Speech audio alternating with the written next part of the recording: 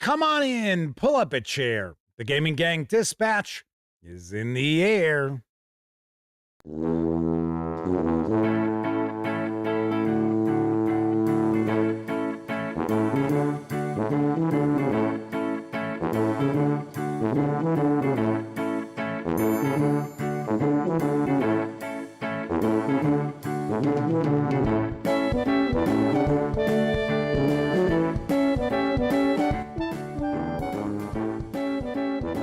Howdy, gang, and welcome once again to the Duct Tape Studios.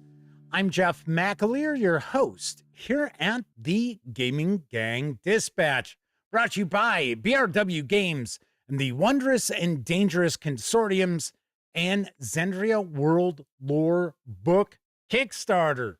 Yes, that just rolls right off the tongue, don't it? We'll talk about our sponsor in just a bit. But welcome aboard, everybody. Tonight is Wednesday, June 17th, 2026. This is live show 1335. If you're not overly familiar with the show, let me point out it's super casual. We just hang out talking about the latest in tabletop gaming news, heavily skewed towards role-playing games. And I will usually tackle a topic related to our hobby, which is what we'll be doing tonight. But it's, just hanging out. We're just kicking back. We are certainly not engaged in anything like rocket surgery around here. But of course, I do also want to point out, when you're not watching videos here on the Gaming Gang channel, be sure to visit thegaminggang.com for all latest in tabletop gaming news, reviews, and a whole lot more you are never going to see here on YouTube.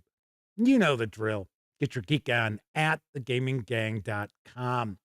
And then, of course, because this is a live stream, there is chat available. Now, you must be a subscriber to the channel to take part in chat. Yeah, I know. You got to be a subscriber for at least an hour before you can jump on in and join us. But if you check off that box and you want to say howdy, maybe you got a question, a comment, by all means, chime in. I will do my absolute best to respond. First out the gate tonight is Danny Gable, Keith Hull, who's with us, as is Valimir Cleaver, DB, and Michael Berry. Very nice. Welcome, everybody. So, and I see Skyrim Warrior Falchion is with us. I believe it is a first-time visit in chat. So welcome. And yes, folks are commenting about tonight's topic. We will get to tonight's topic. So you will have an opportunity to share your thoughts. Just not yet, because of course we're going to tackle the news first, as I see Klantos has joined us as well. But of course, let's talk about our sponsor. Yes, that's right. It is BRW Games and the Wondrous and Dangerous Consortiums and Zendria World/Lore Book Kickstarter. So what is Wondrous and Dangerous Consortiums? Approximately 200 pages of carefully curated content to provide depth of study and novelty for use in your world building. An in-depth system and tool set for creating your own consortiums. In the realm of tabletop role-playing games, the ultimate objective is to immerse players in a vibrant and engaging narrative. As a game master, your task extends beyond crafting intricate plots and settings. It encompasses creating a world that players can interact with meaningfully. This involves recognizing the profound impact that well-developed consortiums can have on the overall gaming experience and how closely tied they ought to be to player engagement. Wondrous and Dangerous Consortiums will give you 4 pillars to help you shape the foundations of your organizations. 7 articulately defined types of consortiums to help categorize the powers that be. Over 30 dimensions to help cement the boundaries and elements. 19 highly detailed tables providing clear ways to differentiate your institutes, as well as 14 example consortiums fleshed out and ready to use in your world or help you create your own ideas. So what is Zendria? Zendria is a living world where old and new fantasy collide. highlighting the organic interactions of the various consortiums and their power structures. Zendry is a place where you can tell your stories from many perspectives and support many ideologies, as they are all alive and driving this vast and diverse setting. It's a place for your player-driven adventures to come alive. Now, the Kickstarter is about $700 short of its goal. It has a week to go, so I'm pretty sure should be in pretty good shape. But it is not funded yet. It is on the brink. So if you have not checked this out yet, by all means, please do. If you need to find a link, just go over to thegaminggang.com. You will see the big banner ads. Click on that. That'll take you right over on checking out that Kickstarter. And you can do that through June 25th. All right, I see that Spelling Mistake is with us. Peaceful Porcupine, Harvey Chuckles, and Testy Trekkie are all with us tonight in chat. I'm not sure if we've got the lovely and talented Miss Sarah D as our chat moderator tonight. She might be lurking in the shadows. You never know. Unless you catch just a sparkle of light from that glittery banhammer. And then by the time you do that, it's too late.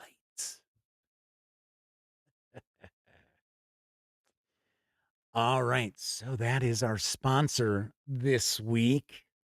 And if you didn't know, our good friend Agile Monk is playing a very large role in that Kickstarter. In fact, it is Agile Monk Presents, the consortium's book. So how's about that? All right, so let's jump on into the news, because Modiphius Entertainment has announced a new skirmish level modern miniatures game. I've got the latest on Haywire Modern. Speed, surprise, and violence of action. Haywire Modern. Haywire Modern. Let's try English this time out, Jeff. Haywire Modern is a fast-paced, class-based, modern tactical skirmish miniatures game for use with any miniatures. With quick standalone missions and 2 in-depth campaign modes, Haywire Modern delivers endless replayability. Tour of Duty sees commanders managing the resources of a covert special operations task force base in a hostile environment. Build a modular campaign, construct a base, and manage the resources to develop your growing force. This campaign allows players to project themselves into the area of the world they want by using random missions, while still keeping campaign events that can be triggered by player actions. Haywire Protocol is the 3-chapter narrative campaign mode following the operations of the newly formed multinational Task Force 21 as they uncover a global conspiracy. From covert raids in the Middle East to high-stakes battles in South America and an all-out war in the Caucasus, Task Force 21 is thrust into a conflict that threatens to ignite a global crisis. Haywire Modern includes 3 tiers of player forces and adversaries. Tier 1, Elite Special Forces. Tier 2, Regular Armed Forces. And Tier 3, Militia or Rebels, along with a host of support options. Choose from preset default units or assemble your own, from a breacher to an undercover operator or a dog handler. Pick where to deploy your team, or choose a random info point like a covert van, an up-armored Humvee, or even a crashed helicopter. Select a mission, anything from recon to an HVT capture or a bomb defusal. Gain tactical superiority by deploying strategic support, like a recon drone or a combat air support strafing run. But be careful of the Fog of War event deck that can completely change your plan at any moment. The full-color hardcover Haywire Modern Core Rulebook features fast-paced solo and cooperative gameplay. Use any miniatures you have. 224 pages packed full of incredible photos to inspire your gaming. QR code links to 22 videos throughout the rules to help you learn how to play. 40 missions, 36 playable classes, 19 weapons, 30 support options, 30 Fog of War event cards, 30 infill points, 3 AI-driven adversaries, all provided as optional PDF cards you can print at home. Do believe you'll also be able to buy the printed cards. I don't think it's from Modiphius. I think it's from somebody else. But yes, you can buy the cards if you would like.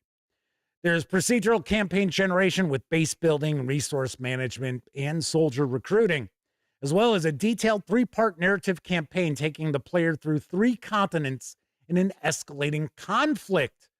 There's a CQB terrain tile set featuring 12 modern building layouts, 10 vehicles, and more. 4 detailed hobby guide tutorials. I'm going to guess those are painting guides. So all you need is a tape measure, a D6, a D20, and some tokens. The 224-page hardcover can be pre-ordered for $54.70. That is going to include the PDF. I believe you will receive the PDF. I don't think it's immediately. I don't think it's ready yet, but you'll receive it long before the release of the hardcover book, which is supposed to be in September. Right now, there is a free quick start. It's available over at DriveThruRPG. This looks kind of interesting. I will point out, one of the more difficult things to paint on miniatures is modern camouflage. I used to paint 1/6 scale figures, and I'm all different sizes and that, but I mainly focused on airbrushing figures that were about yay tall. And I got my hands on some, trying to remember what scale, what size they were. I want to say they were like 140 millimeter. They're about this tall. And I got my hands on one, and it was supposed to be Norman Schwarzkopf. And I painted it, and I was about ready to pull my hair out because he was wearing the camouflage from Desert Storm. And I was like, oh boy. I did it. I got it done, but it took forever. Kathy Evans and JD Sewell are with us, and Miss Sarah D is lurking in the shadows as our chat moderator tonight. Very nice. Let's move on to our next news piece, because the first issue of Beyond the Borderlands has returned to print over at Exalted Funeral, and I've got the lowdown. Beyond the Borderlands #1 is a system-neutral regional hex crawl inspired by the classic Dungeons & Dragons adventure Keep on the Borderlands. The Strong Law Keep defends the Western Kingdoms against invasions from the monstrous forces of the wicked Palo Valley. The Palo Valley is presented as a 36-hex hex crawl divided into 6 different regions, each one with its own list of content, rumors, and random encounters. Brazilian author/illustrator Alex Damasceno. No, it's Damasceno. There we go. Alex Damasceno, maybe, has brought the valley to life with evocative details and still managed to bundle it into a quick 20 pages of content. Like all good overworld adventure settings, the area is peppered with holes to the underworld. The 20-page saddle-stitch zine is back in print. It is over at Exalted Funeral. Carries an MSRP of $20. If you want to grab the PDF, it is available over at DriveThruRPG for $5. And issue 1 of Beyond the Borderlands is tonight's PDF giveaway.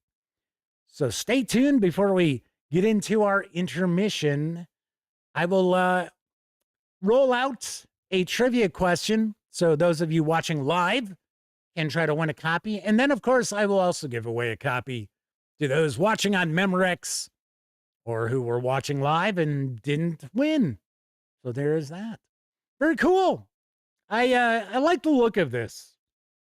I think it looks pretty cool. Now, I will point out, I think $20 for a 20-page saddle stitch zine is pretty pricey. $5 for the PDF, on the other hand, I think that's fair.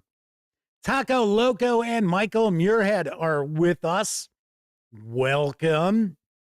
Michael points out there's thunderstorms in southern Wisconsin. Yeah, we had a good amount of rain all day. And then around 4 p.m., kind of cleared up here in the Chicago area. All right, so let's talk about a money-saving deal. In fact, we've got 2 money-saving deals tonight. First up, Cubicle 7 Games has teamed with Fanatical for a big Warhammer Fantasy Roleplay bundle. And I've got the deets on the deal. Steel yourself as you venture into the grimdark lands of the legendary old world, where danger and inconceivable evils lurk in every corner. Inconceivable! That's a new one. Experience epic adventures, political intrigue, and desperate battles. Whether you're taking your first steps into the Reichland or guiding seasoned adventurers through the Empire's greatest cities, this bundle delivers everything you need. Tier 1 delivers the perfect introduction for all newcomers with the acclaimed Warhammer Fantasy Roleplay Starter Set, which is packed full of beginner-friendly rules, pre-generated characters, and a thrilling introduction to the dangers of the Empire. That Tier 1 is $1.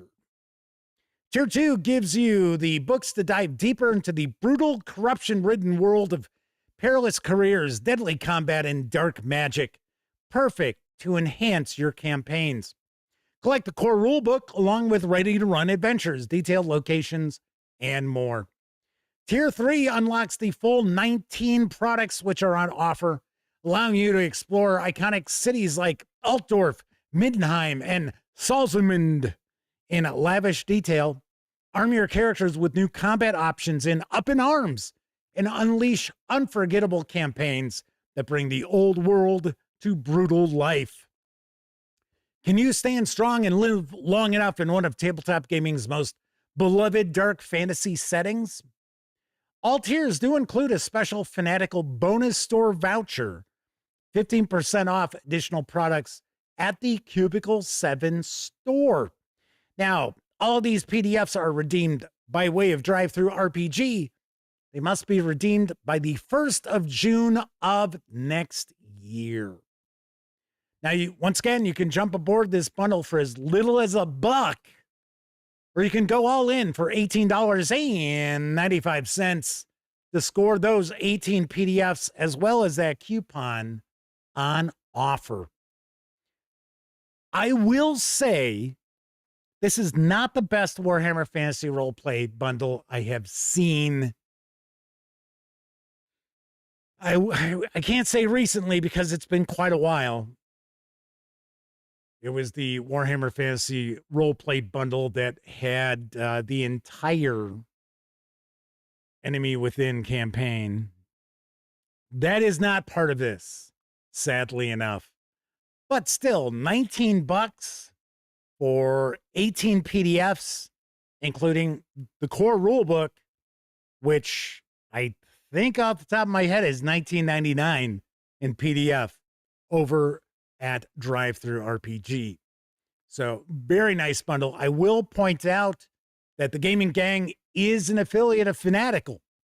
So if you are interested in checking out this bundle, please stop by thegaminggang.com. Take a peek at the news item. Just scroll down a little bit to the news. Probably maybe 3 news items. If you've been to thegaminggang.com, you know it's easy to go just scrolling through.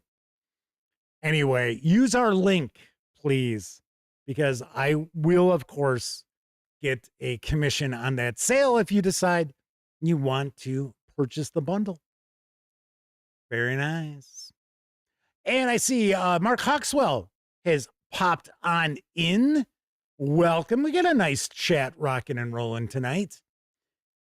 Here's another money-saving deal because the Old West role-playing game Rider from Independence Games is the focus of a new bundle of holding, which actually just launched today. Here's the skinny on the savings. Adventure! This all-new Rider bundle presents Rider, obviously enough, the Old West tabletop role-playing game from Independence Games. Creators of the Clement Sector, if I remember correctly, because it adapts the Cepheus engine rules to cinematic gunslinging adventures in the Wild West. The far future life path and 2 dice plus skill systems of the Clement Sector translate smoothly to 1880s America, where your trailblazers, homesteaders, stagecoachers, prospectors, and soiled doves undertake missions of exploration, commerce, espionage, politics, even rebellion. The adventures you see in any Western movie, TV show, or novel. Chasing outlaws on horseback, building railroads, ranging the mountain wilderness, betting it all at the faro tables. From drinking contests to bank robberies, the comprehensive Rider core book gives you everything you need for adventure on the wide frontier. For just $12.95, you'll get all 5 titles in the Rider collection, which has a retail value of $63, as DRM-free PDFs, including the complete 356-page Rider core book, plus the referee screen panels, Careers of the Old West, the new Liberty setting book, and famous characters of the Old West. These savings will run through July 1st. Weren't we just recently talking about how there doesn't seem to be a lot of Western role-playing games? That if it's got a Western vibe, it's got to have not got to have, but they seem to have more of a Weird West approach. Although I will say Chris Spivey's Haunted West could easily be played without any supernatural elements whatsoever. But for the most part, yeah, usually it's kind of Weird West. So as far as just standard, well, we got Aces and Eights, which I've never had an opportunity to take a peek at. Boot Hill, of course, the classic there. I think there was one other that I think it's Chris Lundgren mentions it all the time. Now, off the top of my head, I cannot think of what it is. But yeah, Rider, interesting. And I took a peek. There's more than just these 5 items that are out for Rider. There are a good number of releases here. I was taking a peek over on DriveThruRPG. It's pretty interesting. Kind of cool. All right, let's move on to our final news piece. Harvey Chuckle says, I really enjoy Western movies. I do too, to a certain extent. Like the classics are classics for a reason. But then, there are a good number of Western movies that you watch one, you've watched them all. So anyway, the basic Dungeons and Dragons rulebook is now available as print on demand over at DriveThruRPG. Here's what I know. This is the 1981 edition of the D&D Basic Rulebook, which was sold as part of the box D&D Basic set and also on its own. It was the first true standalone edition of what became Basic D&D, as previous editions had instead been based on original Dungeons and Dragons play, which we talked about last night. Whereas Holmes's Basic D&D was mostly a matter of organization and explanation, Moldvay's Basic D&D also engaged in simplification. Thus, for example, there are no longer separate character classes and races. 12 race and class combinations of Holmes's Basic D&D, including things such as the Elven Fighter Magic User multi-class, became just 7 classes in the new Basic Dungeons and Dragons: Clerics, dwarves, elves, fighters, which had actually still been fighting men under Holmes, halflings, magic users, and thieves. Mulvey's second edition also cleaned up character alignment, constrained spell choice, and even improved the layout of the book. All around, every effort was made to upgrade the game for starting players. As for the results, even former editor Holmes said, "I think the new basic set rules are an improvement over the first edition. Not a big quantum jump ahead, but better in a number of minor ways." Mulvey's basic D&D was enough of a change from the previous edition of the game that it was actually a new edition as it understood in the modern role-playing market, which was actually a pretty rare occurrence in the 1970s and early 80s. The basic set was, as planned, released simultaneously with the new expert set by David Zeb Cook, which expanded basic Dungeons & Dragons to levels 4 to 14. Gary Gygax mentioned a Masters set around the same time, which was to cover levels 15 to 36, but that actually wouldn't appear during basic D&D's second edition.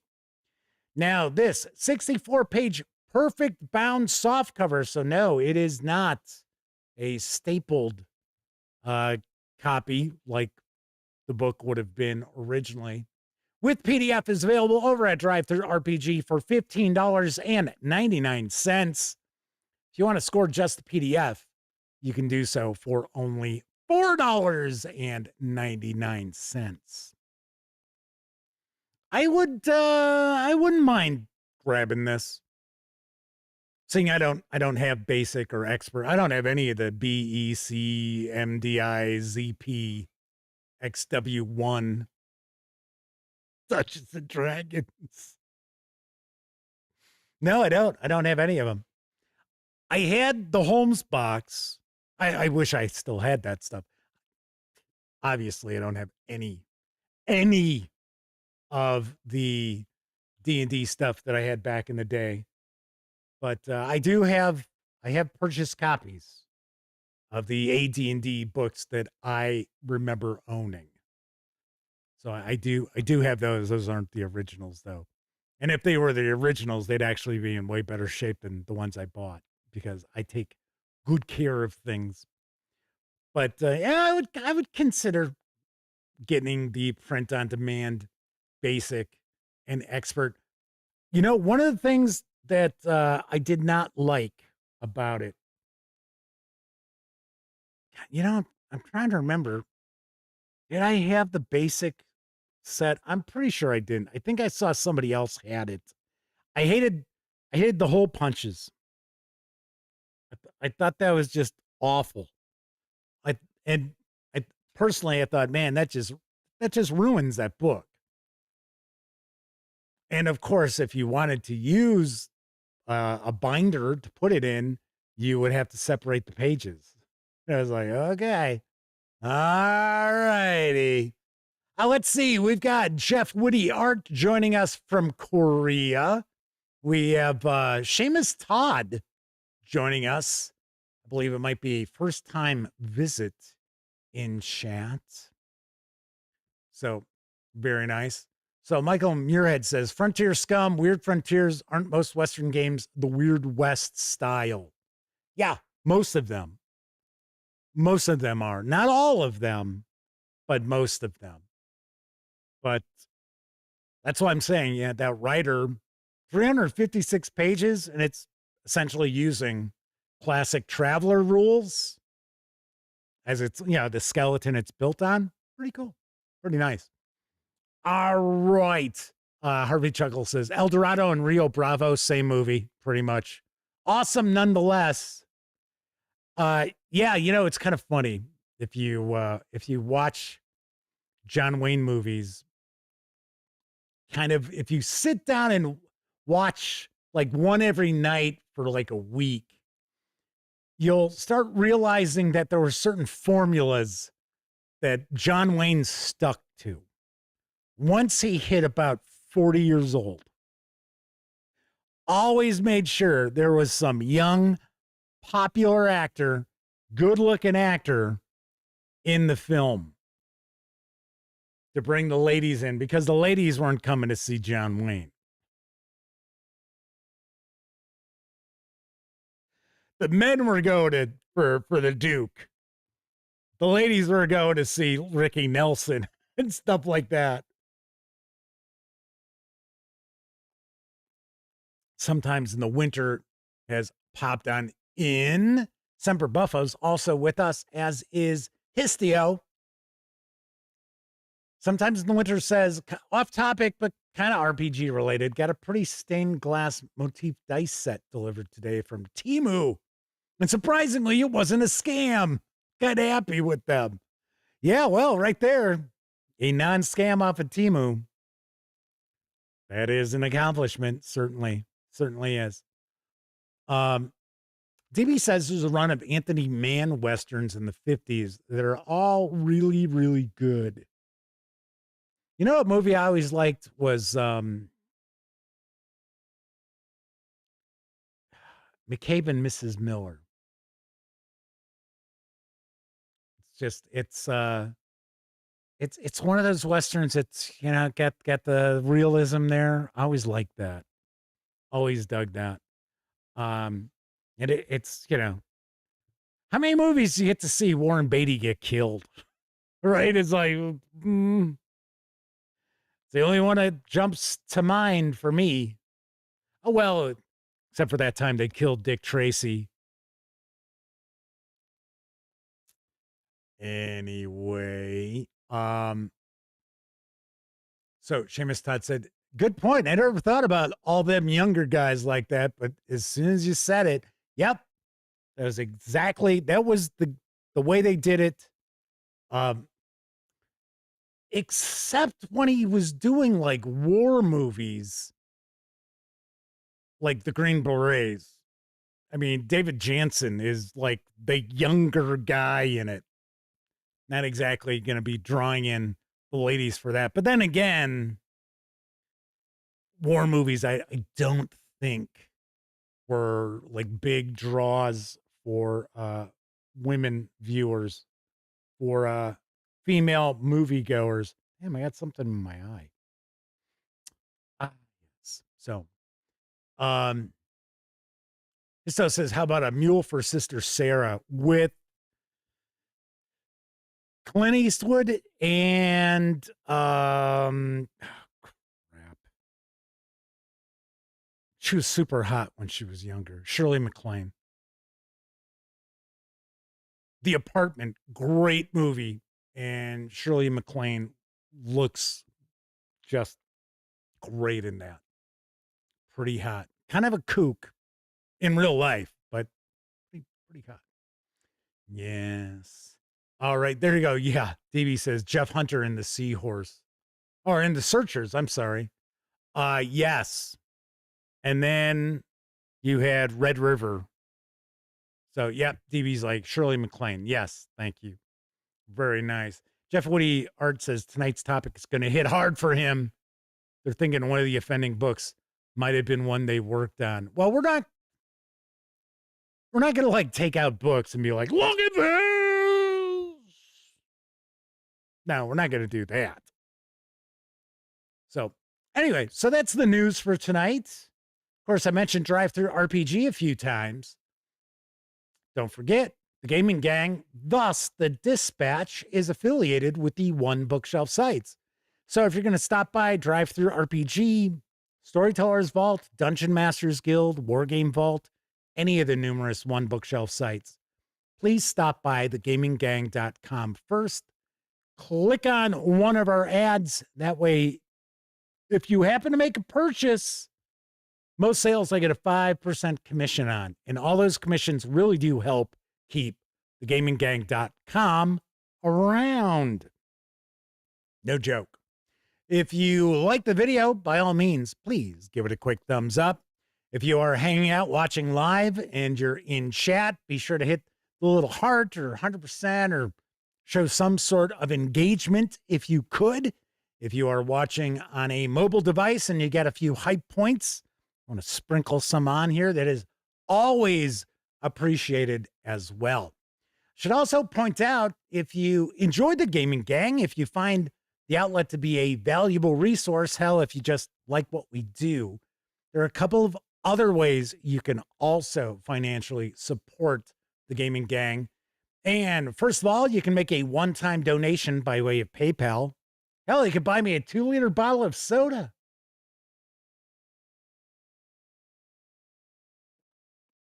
Oh, the magical taste of Diet Cola.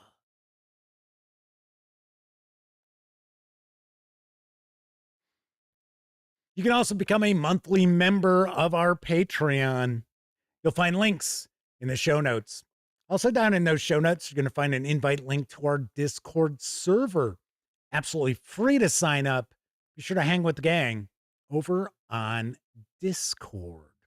Hooray!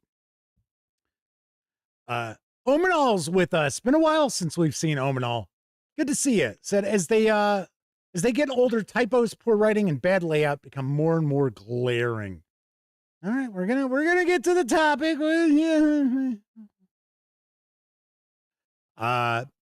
Seamus Todd says, speaking of Weird West, High Plains Drifter was kind of a Weird West movie. Yes, it was. Yeah, kind of bizarre hellscape-ish going on there.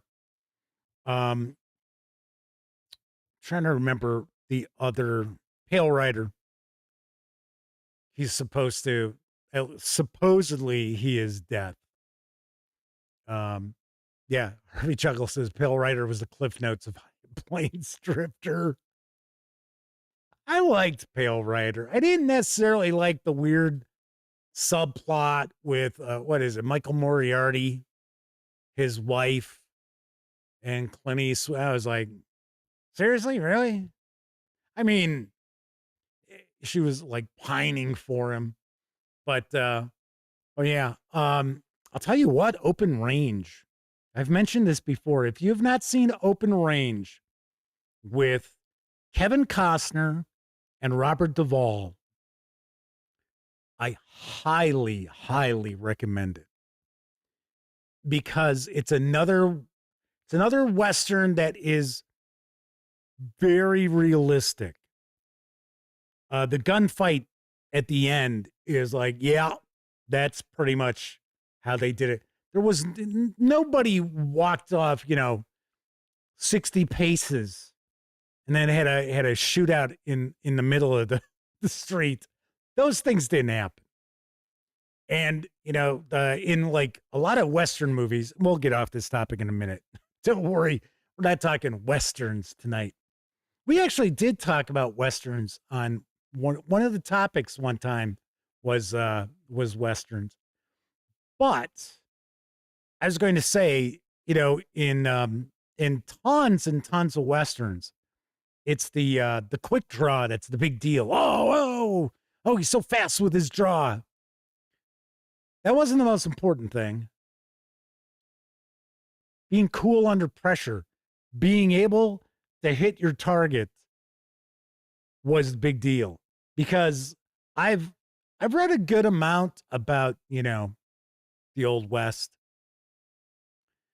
And I always find it fascinating. Just imagine if any of you who are watching right now who live in the U.S., if you've ever driven across the country, it is amazing to sit there and realize that people went from St. Louis or around that area all the way to the Pacific Ocean. And it's like, how in the world do these people do it? It is just mind-boggling. It really is. But yeah. Anyway, what I was going to say, I've read a lot about like gunfights and stuff, and people like right up on top of each other who couldn't hit a person standing 4 feet, 5 feet away from them. So Stevie says, I could talk Westerns all night. Shazama says, last Western they saw was Blood on the Moon, Robert Mitchum, Barbara Bel Geddes, Robert Preston, and Walter Brennan. Walter Brennan was in tons of Westerns. They have Desiree Wrights again with Marlene Dietrich and James Stewart. Oh, yeah. Harvey Chuckle says, see, now I want to go driving on a holiday in the States. DB says, such a great genre. Strip most of civilization away so the story takes place in a metaphorical space where you can tell any story about human experience and psychology. I just, yeah, there's just something about that experience. I've probably read 10 books just about the Western expansion. So, and then in North Platte, I want to say I think it's, if I remember right, it's North Platte, Nebraska. There is Fort Cody, and it's where there had been a fort. Now it's, it's a tourist attraction, but it's been around forever. I mean, I remember as a little kid when we would go on vacation, we would stop at Fort Cody, and they have an area where it's just all books about the West. And it's like, oh my God. It's like, holy cow, look at all these books. And it's all, in sections and stuff like that. But Michael Muirhead says, that's why a shotgun was king close up. Yes. Only thing was you only got a couple of shots off and it was like, okay, now what? All righty. So anyway, just discussing that. Maybe we'll do another topic about Westerns. Maybe I'll go and try to see what like true Western role-playing games there are out there. Like ones that would try to be relatively historically accurate.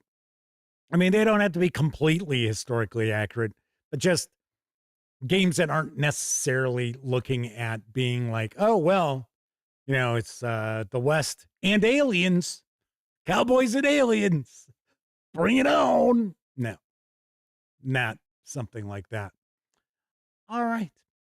Anywho, so I always like to give a shout out to our Patreon members during live stream. So a big tip of the cap to Ben Oathwaite, Caval, Kevin R. Smith, Talzek, Peaceful Porcupine, Sean O'Donnell, Herman Lutman, Gustavo Cavalho, Kevin King, Game Cat, RPG Munch, Tier 2 DM, Far Adrift, Pete Straklich, Dan Webb, Tessie Trekkie, Agile Monk, The Madman, and Flint Fireforge.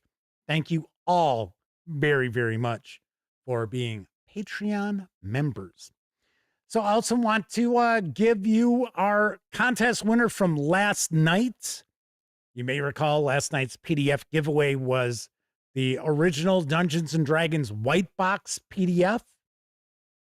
So our after the fact winner, or I guess we should just say our Memorex winner is Paul Bigby. So Paul, I'm not sure if you've won before. So when you watch this, be sure to email Jeff McAleer at thegaminggang.com. If you can't figure that out, just go over to thegaminggang.com. You'll see there's an email Jeff link, or it's like contact Jeff, something like that. That will get you the email address.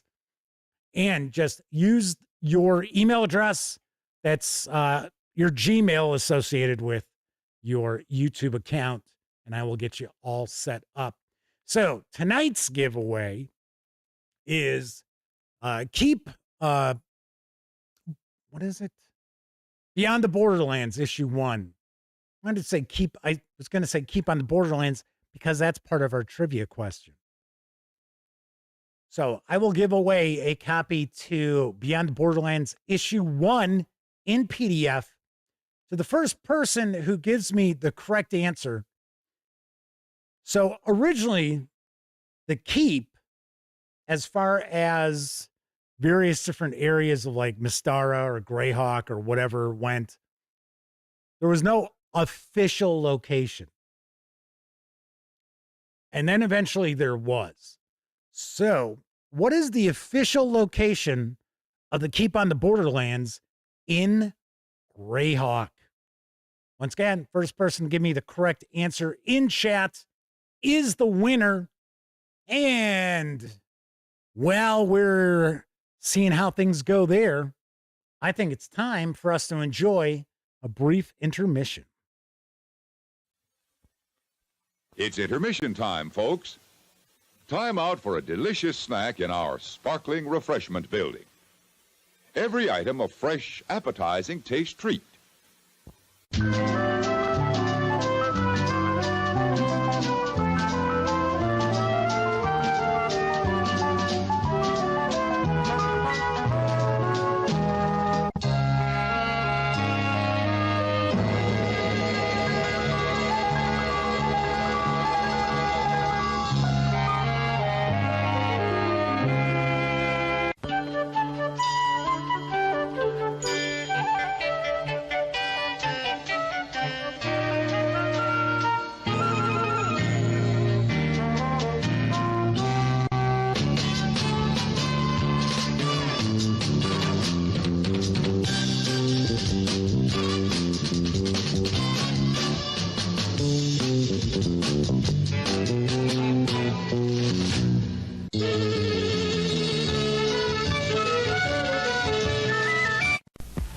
Now let's see if we can find first.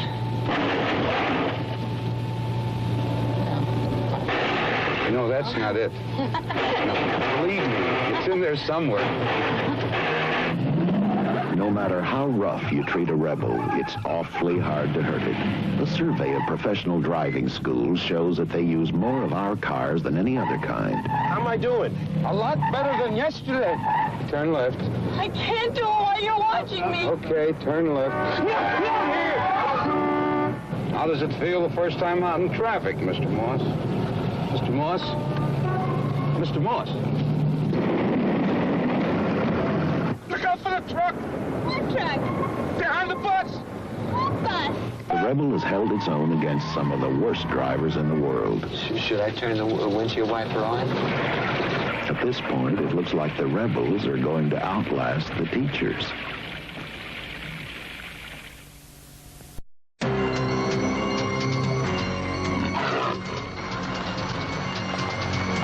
You're late. I'm sorry we had a small mishap. Here are the keys. Here are ours. Have a nice stay at Mill Pond. And you in our city. Still telling the same story, Josh?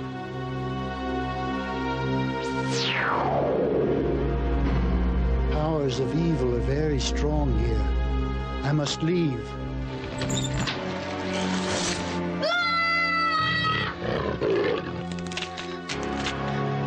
Goblins don't exist. Goblins don't exist.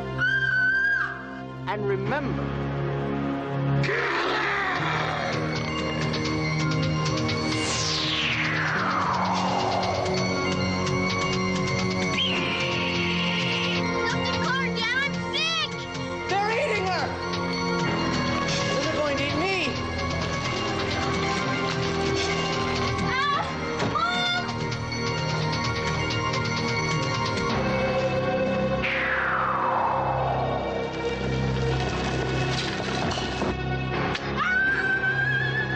dizzy.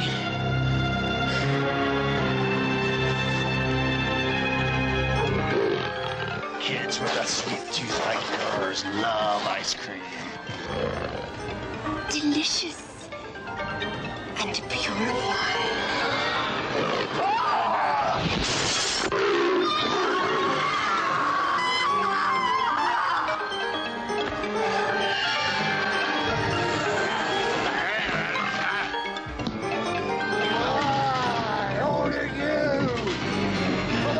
Power of the magic stones! I need help, Grandpa! No!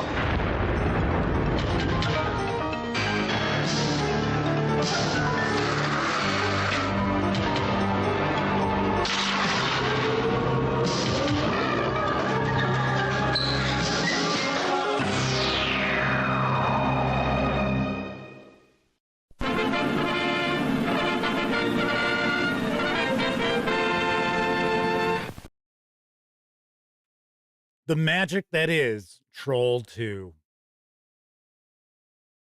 I tried watching that twice. The furthest I've gotten into that movie is about 15 minutes. And I got to a point where I was like, oh, fuck no. Oh, no, I can't do it. I can't do this. Pip is with us. I believe it might be a first-time visit live with us in chat. So welcome aboard.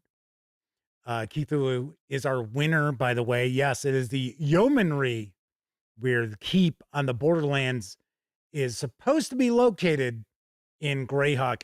And Gary Gygax also had pointed out that you could also place it in one other location, but officially that is where it's located, in Greyhawk. Very nice. All right, so Cthulhu, you know how to claim your prize. And those of you who are watching live, if you want to get into the running to be the Memorex winner, all you got to do is be a subscriber to the channel, like the video, and leave a comment in the comment section. And the comment cannot be, I'm leaving a comment for the contest, or things along those lines. Those don't get picked. But that is the contest for those of you who did not win, and of course, folks who are watching after the stream has ended.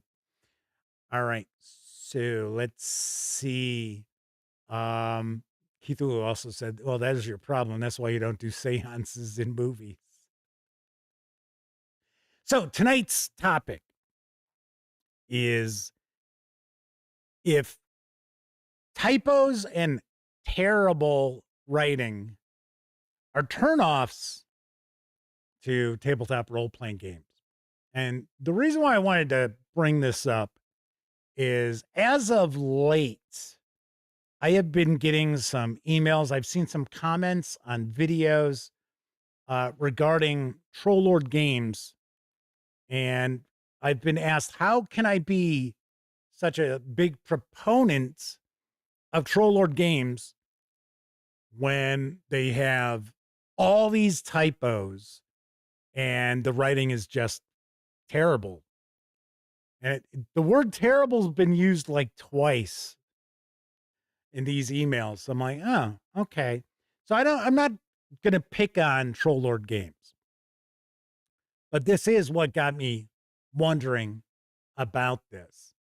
And, you know, there are companies out there that are fairly well known for not necessarily doing the best proofreading around before the files go off to the printer.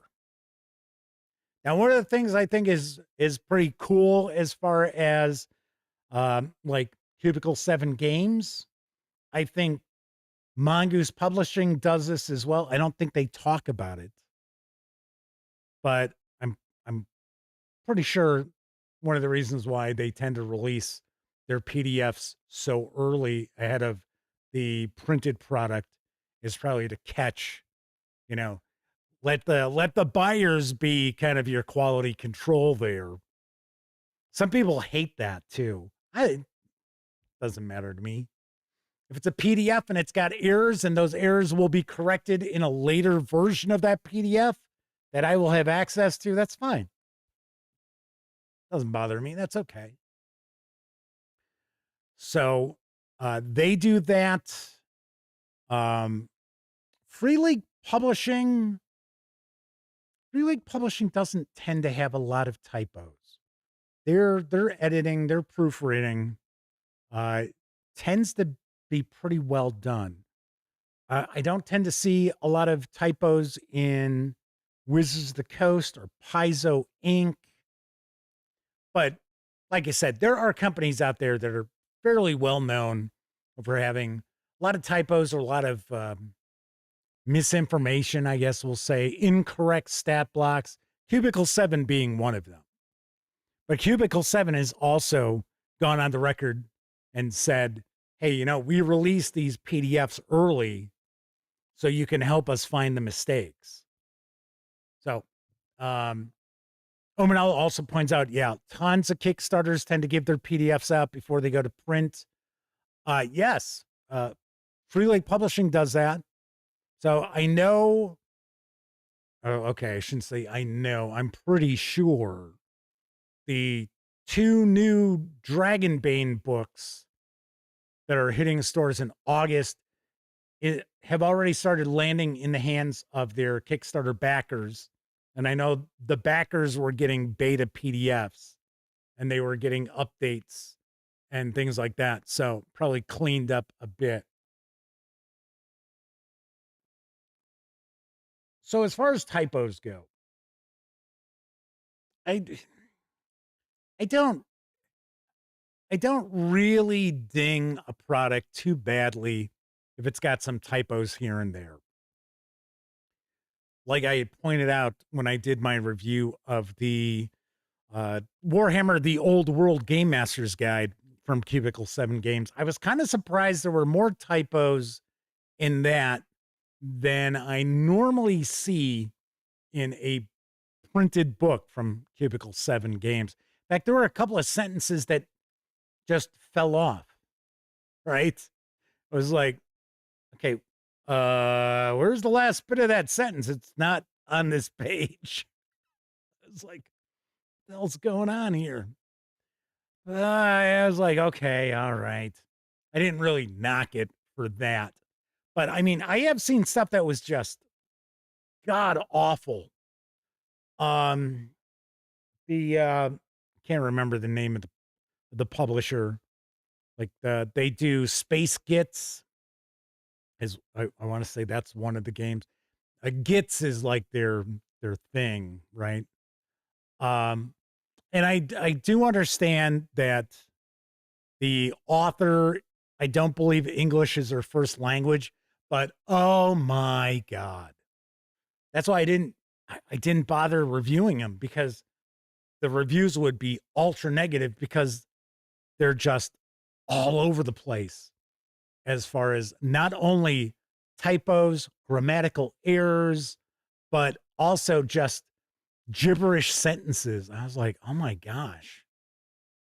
And then I saw it like on like DriveThruRPG, people were like, oh man, this is a really good game. And I'm thinking, how is it a good game? I can't understand the language in this.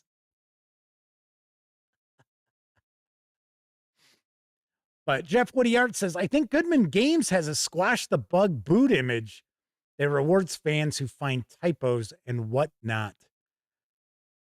Yeah, but well, I know with the Kickstarters, I'm pretty sure that Goodman Games sends out early PDFs like betas and stuff like that. But as far as like when they release a Dungeon Crawl Classics adventure with the PDF, I don't think the PDF comes out before it. I think they come out at the same time. So that's why I'm kind of curious. I mean, I could see doing the squash the bug as far as Kickstarter releases, but as far as, you know, like Dungeon Crawl Classics adventures or X Crawl Classics, Mutant Crawl Classics, and so forth, they don't tend to get crowdfunded. They just get produced. I'm kind of curious. DB says, I am very crusty about crowdfunding right now. And so I do get a bit pissy that the backers are also supposed to be editors. DB should tell us a little bit why they're crusty about crowdfunding. I'm still waiting for the OVA. Like, are we ever going to see this? Anyway, I want to say, I think that's the only Kickstarter I had actually funded. Well, I should say backed in quite some time. And it's like, yeah, the one that I back. Michael Muirhead says the occasional typo can be forgiven. A pattern of poor writing and editing is a turnoff. Omanel says Goodman Games didn't do it for Dungeon Denizens 2. That was crowdfunded. Yes, that was. I think that was a backer kit, wasn't it? If I remember right. So we've got Robert Felrith with Belrath with us. Might be a first-time visit in chat. Says, Troll Lord Games' older stuff is pretty error-ridden. Their stuff over the past 5 years or so has been much higher quality. Their reputation for years of bad editing continues, sadly. I think their editing still isn't... I don't think it's top of the charts, I guess we will say.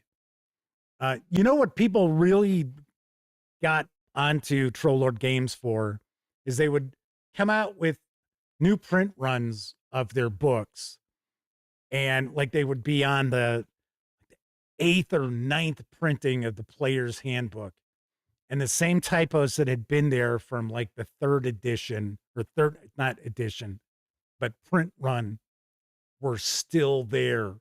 And I know I used to hear from people all the time about that. I can't believe XYZ typo is still there. It'd be like, yeah. So as far as typos go, it's like I said, if it's not overwhelming, as long as I understand what's trying to be presented, I let some things slide.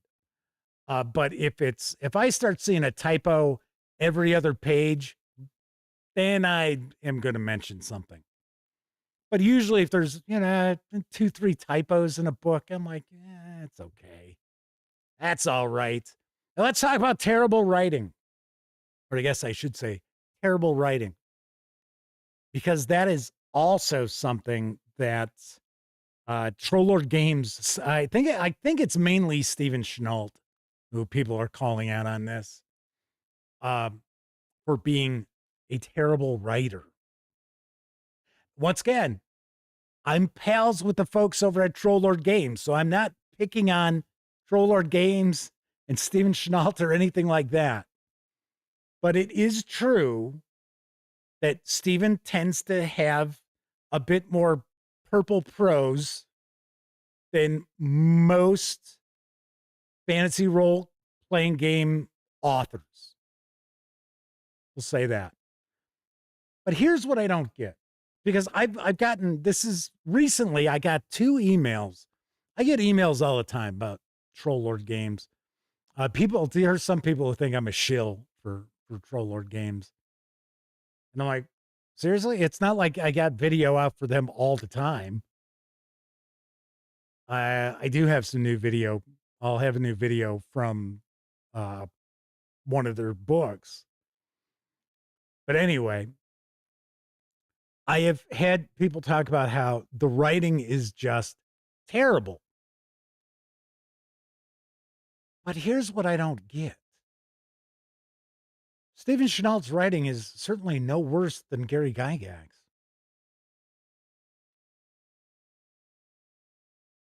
As TV says, he's no Gary Gygax.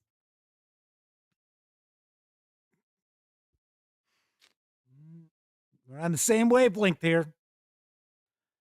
So I wouldn't call the writing style for Troll Lord Games to be terrible. It's one thing. I don't get to see as many adventures as probably some other people get to see. Usually the stuff that I review are like supplements, like region. I did get a region guide. I think it's a region guide, if I remember correctly, that I'm going to review. But for the most part, it's usually supplemental material. It's not adventures. So it's possible that maybe the adventures are a little too flowery or something like that. DB says, I really don't like having PDF after PDF after PDF sent out because a typo was fixed and then another and then another. Just edit the damn book and then send out the PDFs. Problem is, they're not going to find those typos without sending them out. That's part of the problem.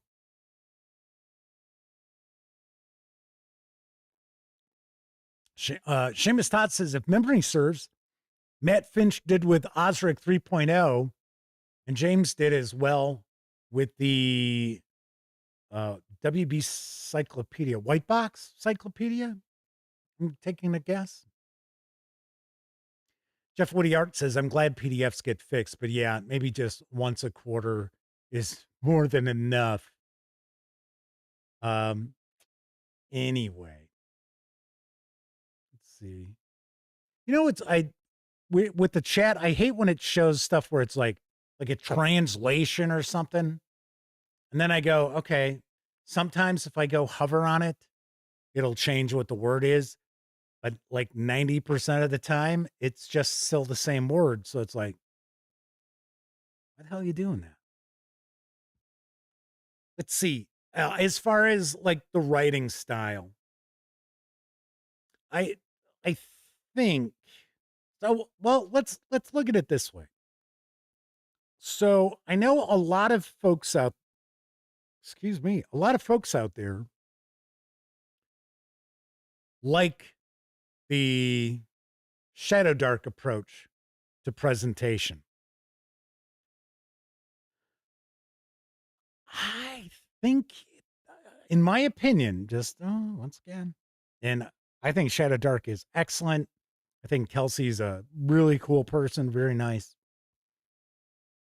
I think it's a little too bare bones for my personal taste. I sort of like a little more detail. I know some people think, well, that's fluff. Okay.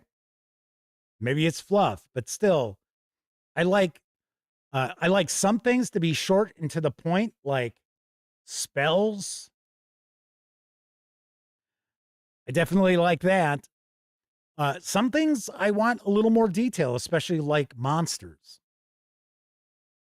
I talk about it all the time. In my opinion, the perfect bestiary would be something where each monster gets about a page, and that you would have what are these things? So what purpose in this world do they actually serve, right? And where would you find them? What would they probably be doing when you find them, as opposed to just sitting there waiting for the murder hobos to come on by and put them out of their misery, and so they can get the silver coins that the monster happens to have in its lair. Some tactical information about how they approach combat. And I'm not talking about, I don't need like 3 paragraphs going on and on. I just want an idea. Because if you look at some fantasy role-playing games that have the kind of, let's say, bullet point approach, can you tell me the difference in most of those games between a goblin and a kobold? Not really. Outside of the fact that, well, the more modern kobold is reptilian. Wasn't always. It was more like a little dog-faced creature is what kobolds were. Some discussion of Tales of Argosa. Yes, excellent book. Excellent role-playing game. I would love to see more content for it. But very unique, old-school Renaissance role-playing game. And I highly recommend it. It was one of my games of the year when it came out. But as far as like the bestiaries go, that's what I would like. That's to me the perfect sort of bestiary entry is give me a little picture so I know what it looks like. Give me an idea of what this thing does.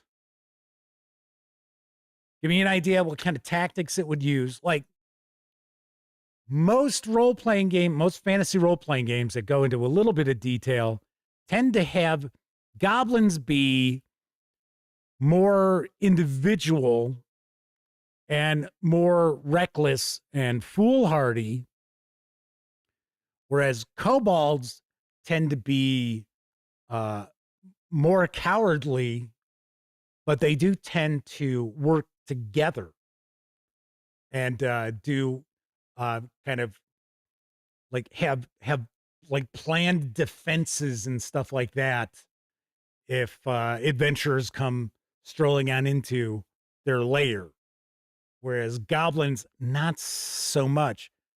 But if you look at some of these like OSR bestiaries where now they're adapting the whole, okay, here's a stat block and here's a sentence about the creature. I gotta be honest, it really doesn't tell you anything. Doesn't tell you anything. Now, I don't mind that for the spells. Because, I can work. Yeah, I can, spitball what a fireball is going to do. Right? I don't necessarily need to have, an entire kind of like template that I got to use at the game table and stuff like that. Jeff Woody Art says there's more Tales of Argosa coming. Nice. Yeah, it's kind of interesting because in Tales of Argosa, your critical hits like on a 19. Anyway, so let's get back to talking about terrible writing. What do you who are watching live, and if you happen to be watching on Memorex after the show wraps up, if you want to leave a comment in the comment section, what do you feel is terrible writing or terrible writing? Like, as I had mentioned, Gary Gygax, I talked about this yesterday. Gary Gygax wasn't necessarily really great at rules presentation. No doubt probably better than Dave Arneson was, but still, it wasn't as if you sat there and you read through like Chainmail or original Dungeons and Dragons and we're blown away by how intuitive everything came across. No, absolutely not. But he wasn't a terrible writer by any stretch.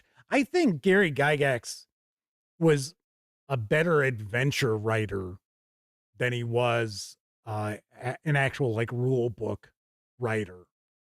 So Michael Muirhead says, what's more memorable than Tucker's kobolds? Okay, now I'm going to look like an idiot probably. What are Tucker's kobolds? JD Sewell says, the occupants attack mandated encounters. I fucking hate that. To me, the sign of a really bad adventure designer is where every key location has to have something going on. And you have all these various different monsters or enemies, whatever, who, as soon as the player characters walk in the door to the room or enter that area of the wilderness, what have you, they immediately attack. Every single encounter. I can't stand that. Funny enough, when I'm running a role-playing game, if I'm running like a 3-hour session, I don't like to have more than 2 or 3 combat encounters. Right? I try to, I'll try to play them up. But, I mean, there have been times, especially Call of Cthulhu. I mean, running a Call of Cthulhu adventure or campaign, you'll run across times where maybe you didn't have a combat encounter the whole session. Maybe there was only one. That doesn't mean that there weren't periods during that game session where there was tension. There was, spookiness and things like that. Peaceful Porcupine says it's a meme. GM Tucker had a dungeon where the first level was clever kobolds and the lower levels were tougher monsters. So the first level was a meat grinder everybody learned to dread and race through to get to much more mellow vampires and dragons and such. Huh. Yeah, that's kind of funny because I wasn't aware of that. That's pretty wild. Shazama says RPGs that are playtested to see if dead ends, unsolvable puzzles, encounters, and so forth. See, that's another thing. A lot of times you can tell when adventures are not play tested. And the reality is the majority of adventures that get published don't have any play testing at all. I mean, that is the reality of it. And then sometimes you'll take a look at some adventures that get published that supposedly they had play testers, and you think to yourself,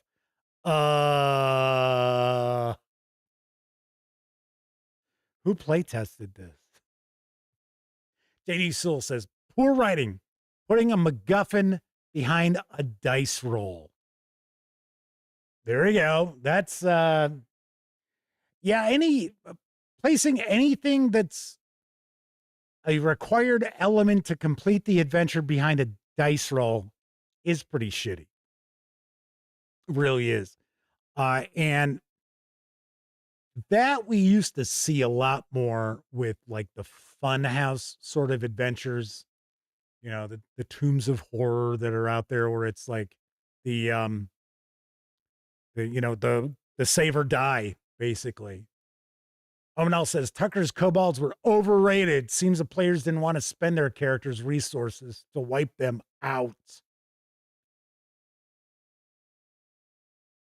I learned something every day. Tucker's kobolds, I'll be looking those up. Seamus Todd said, playtested, failed, printed, shipped. Yep. Yes, that is also the case. But I don't think writing that is, maybe a little, what would be the word? I'm trying to, put it nicely. Like, isn't it Clark Ashton Smith that some critic said Clark Ashton Smith would use a paragraph wherever a sentence would do. Something along those lines. So if you run into somebody who is, because a lot of times, like, I'll give you an example. Let's go back to Troll Lord Games, right? We all know that the writers for Troll Lord Games are not getting paid by the word. We understand that, okay? So if the author tends to kind of drone on a bit about something or some things, it's not because they're just trying to create filler. Can't say the same for stuff that you'll find on DriveThruRPG or Dungeon Masters Guild, stuff like that. We talked about this time and time again.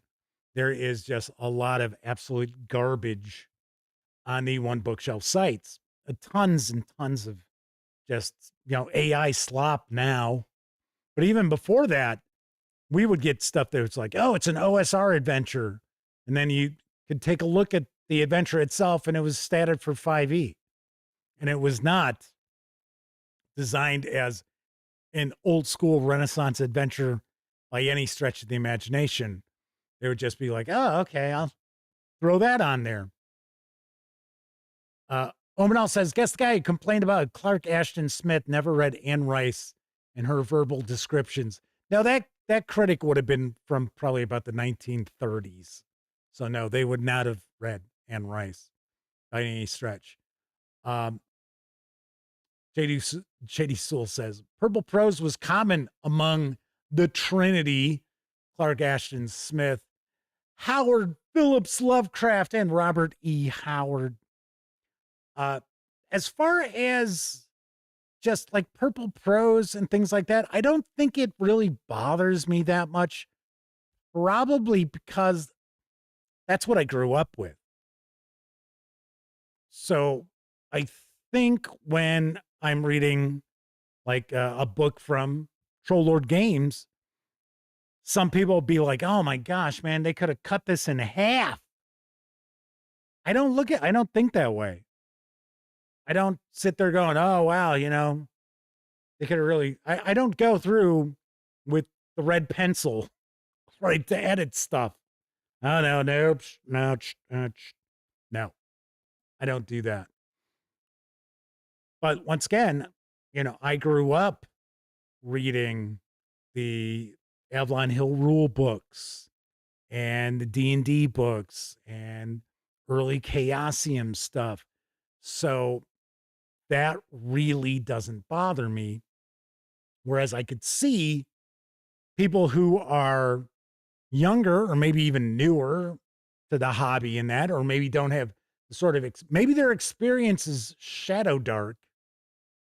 Shadow Dark brought them in and they're like, hey, you know, I've heard about this Castles and Crusades. It's supposed to be really cool. And then they're like, well, okay, that writing style is way different.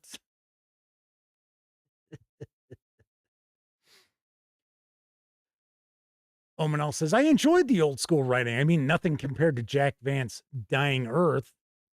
TV says, yeah, they grew up with some jank game books. There you go. Fantasy Games Unlimited books were pretty fun to grok.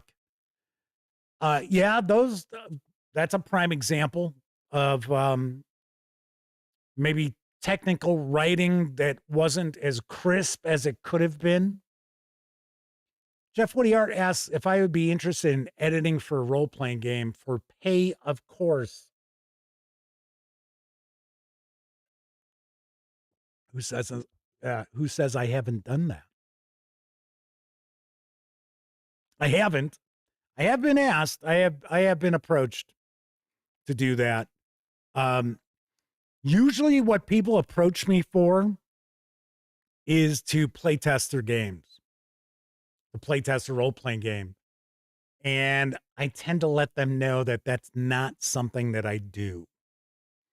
Because for the most part, it's usually somebody who reaches out who is maybe not necessarily new to the hobby, but they're new to game creation. And they're looking for someone to provide them with feedback, but they're not paying. So it's like, no. But I would consider it. I certainly would consider it. I would probably be more in the camp of slicing and dicing as far as, you know, shaving things off here and there. But yeah, I've had people ask. I'll tell you what the reality is, and I think there are a lot of companies out there that really need this at the moment. I wouldn't mind marketing for a publisher, being their marketing guy. I just posted. I guess we're done with our topic. So if you're watching live, also, if you're watching on Memorex, let me know in the comments section. If you're watching live, you can let me know in chat. So are typos and terrible writing like a huge turnoff? Will you refuse to run or play a game if it suffers from typos and or terrible writing? My answer is not really. If the writing is like bad, right? I mean, like it's like you know, you can tell that it's AI slop. Yeah, that would really turn me off. But if it's someone legitimately writing, it's a game book and that, I don't think it's that huge a deal. Omanel says, I think there's less excuse now with all the tools available and ease of layout. I will agree with you on that. That's why I am really surprised when I see some of the typos that I'll see will tend to be, you can tell that they ran it through a spell checker and they have a word that is like, as an example, there, where it's like the wrong version of it. Or I've seen other stuff where it's like, there's one word that's spelled a little bit differently than another word, but it's a correct word. So spell check's not going to pick that up because it's not a misspelled word. I see that quite often as well. Rarely do I see typos that are like misspelled words that I don't see. But yes, I agree. I'm with you on that, Omnal, that with the tools that are out there, you should have it correct. That's why, like, it drives me nuts when I'll see these articles online with misspelled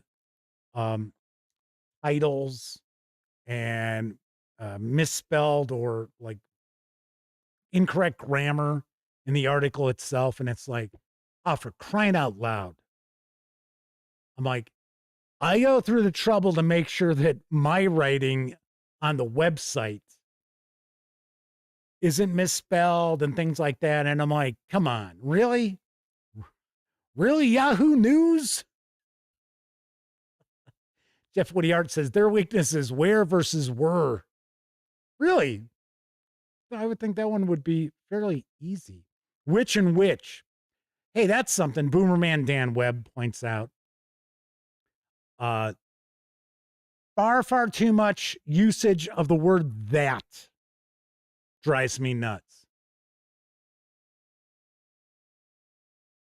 Drives me bonkers. It's like, could you please toss in a which here or there, please? Please. Someone else says, I hate seeing my typos when I write a report.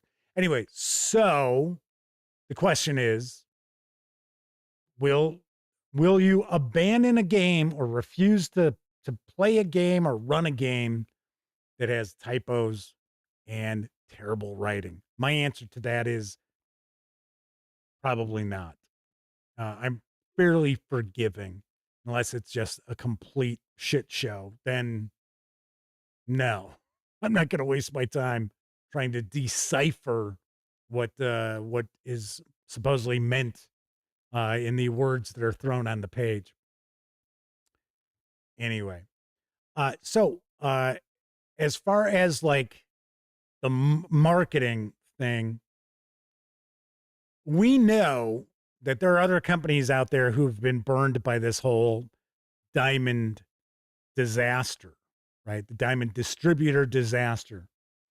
It's just Paizo has come forward to talk about how they had to lay off people. You would think that right now, role-playing game companies out there, role-playing game publishers out there would be looking for every single angle they can use to increase their sales. You would think. And I posted on social media that, I just don't understand. Publishers send me review copies of stuff. I share a video review. It is a positive review. And they cannot be bothered to repost it on their social media. They might like it. They might give it a like. And it's like, really? Seriously, I'm not even asking them to have to post something with that review. All they have to do is repost, like retweet, whatever.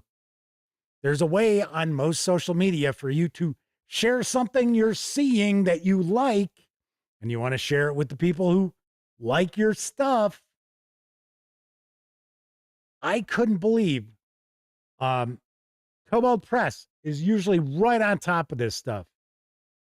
I shared my review of the Creature Codex Revised. Nothing at all. Cubicle 7 Games, usually on top of this stuff.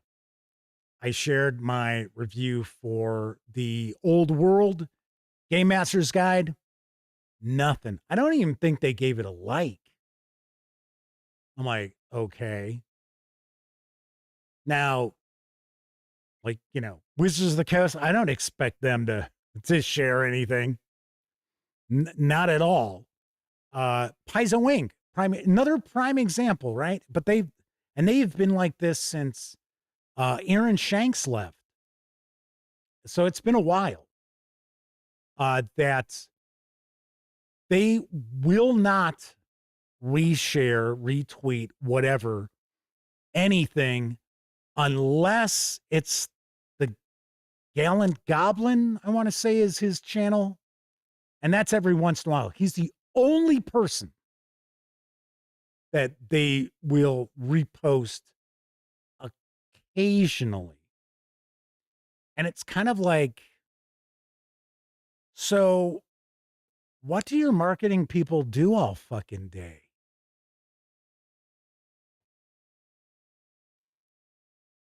It's like, what? I mean, I think there's way too many companies out. Well, for one, we already know they all bounce around. So they might be at a company a month and then they're off to somebody else. But it's kind of like, how do these people get the jobs? I mean, because the whole thing, something that I just do not get. Oh, I should also point out, Mongoose Publishing. I don't even think I got a like on the review for this. Although I got to be honest, I gave it a 6.5. So maybe they saw and they're like, just not high enough review score. I don't know. Anyway, it's like, do these people, are they like, do they get hired because the companies see that, oh, wow, look at their social media presence. They've got all these followers and they're really good at promoting themselves. Okay. But that's not the purpose of a marketing position or a PR position at a company. Let's see. Superman Dan Webb says, isn't there a whole marketing department that should know how to leverage social media, let alone common sense? You would think. And, we talked about this before where people start tuning out social media accounts where all they do is post advertisements, essentially advertisement after advertisement after advertisement, and they show absolutely no interest in creating community. See that all the time now. It's like Jeff Woody Art says, too many Gen Z marketers, not enough Gen X, like those of us who watch the show here. Yeah. That's kind of it too. I mean, Gen Z's got their issues. So, Shazama says these companies sound like one-sided friendships. Well, I can't really say that because they do send me review copies of stuff. And I know they're sending out review copies to other people as well. So I just don't get it. If you're not sharing positive coverage of your products from outside your company, then what was the point of sending out a review copy anyway? And I know there will be publishers out there who will say, well, we want to get our product in front of your audience. It's like, and I get it. I understand that. But you also, as a publisher, would need to realize that, hey, guess what? You have a built-in audience who wants to know these things.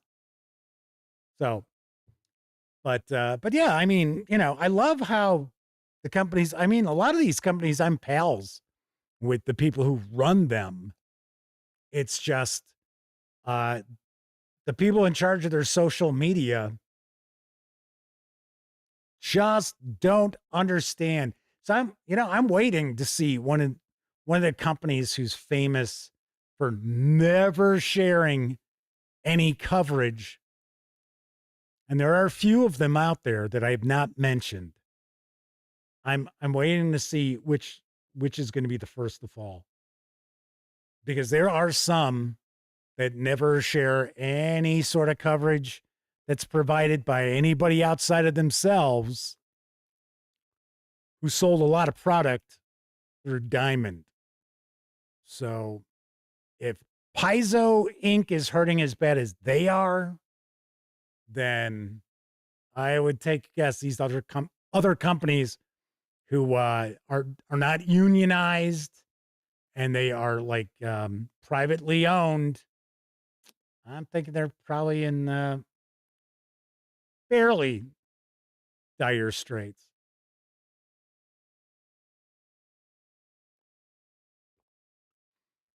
All right, so we're going to wrap up, but I'll pop through here in chat.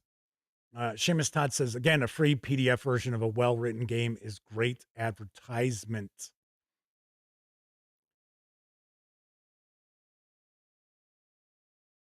Michael Muirhead says, I would imagine that a lot of publishers just roll marketing in some other job. It gets overlooked, which is very odd. That is a possibility with some. Most of these companies do have a dedicated person who is their social media manager and things like that. But all they basically do is post, oh, this is coming out. Pre-orders have begun for this. We're having a sale. That's about it. Birdman Dan Webb says, but if I'm a member of the Gaming Gang audience but missed that review, and then I saw a link of Jeff's review on their website, I might be swayed to spend $1 on their product. I'm not even asking to be on their website. I'm not asking them to put me in their newsletters or anything like that. All I'm saying is, and there are some companies that will like the tweet or the post on Facebook or on Blue Sky for the review. They might like it, but that's as far as it goes. So all I'm talking about is a repost. That's it. I mean, I've done reviews where it's like a 9 or 10 review score, and the publisher has just been like, what the hell? And sometimes it's publishers who have always reposted stuff. So that leads me to believe, well, looks like they got a new marketing person. Robert Dennis says, so late to the party. Did everyone vote to take Troll Lord Games to task? Personally, I've had little issues with recent releases. No, we didn't vote to take Troll Lord Games to task. I mean, myself personally, I said, yeah, a few typos here and there, maybe a little, more flowery prose. And when I say flowery, I don't mean like flowers. It's more like, H.P. Lovecraft busting out the thesaurus, or Gary Gygax busting out the thesaurus. That's what I mean, like the purple prose. Doesn't really bother me, because that's what we grew up on. But some people it does. Some people it really does bother them. Michael Muirhead says, I've done a fair amount of purchases because of what I've seen here. Marketing works. They need to put some effort into it. Yeah, I get it. I mean, I do my best, get reviews out in a relatively timely manner. But, But yes, that just comes back to when Jeff Woodyard had asked if I would consider editing a role-playing game. And I said, yeah, probably not. But I would take on a marketing role for a publisher out there. I mean, they'd have to pay. They'd have to pay me just like anybody else. But I bet you I could get far better results and still stay independent. Just because, I worked marketing for some company wouldn't mean that, that's all I would talk about. Obviously not. I would probably talk even less about that. All righty. So once again, if you want to get into the running to win a copy of Beyond the Borderlands Issue 1 in PDF, then all you got to do is be a subscriber to the channel, like this video, and then share a comment down in the comment section. And then I will select one winner at random who doesn't just comment. This comment is for the contest. And I will announce the winner on tomorrow's show. Tomorrow's show, we are going to dive on into the ultimate Grognard test. So stay tuned for that. All right. So if you're watching live, thank you very much. If you watched live and took part in chat, you get a tip of the cap because you not only are keeping me company, but you're also keeping each other company while I'm sharing the news or pontificating about a topic, what have you. But of course, I know a lot of folks out there, you don't have an opportunity to watch live. Doesn't matter if you're watching live or on Memorex. Thank you for taking time out to watch any of the videos here on the channel. Enjoy the rest of your morning, afternoon, evening, whatever time of day it is. If you like this video, by all means, please give it a quick thumbs up. Subscribe to the channel if you haven't already. If you've subscribed to the channel and you have selected all notifications, but the videos never show up in your feed, I have been told that you should unsubscribe, then resubscribe, and select all notifications, because that way the videos will pop back up into your feed. I can't tell you if it works, but I have had some other outlets tell me that that's what you want to do.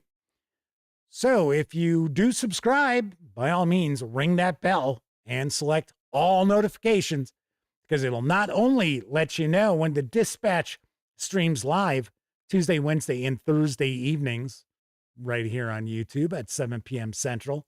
It'll also let you know when I share other videos, such as my recent review for Traveler Den of Adventure 1, The Lost Duke from Mongoose Publishing. And when you're not watching videos on the channel, be sure to visit thegaminggang.com for all the latest in tabletop gaming news, reviews, and a whole lot more you are never going to find here on YouTube. You know the drill. Get your geek on at thegaminggang.com. Once again, I'm Jeff McAleer. Thank you for watching. And as always, I certainly hope each and every one of you get to enjoy plenty of great gaming with your gang.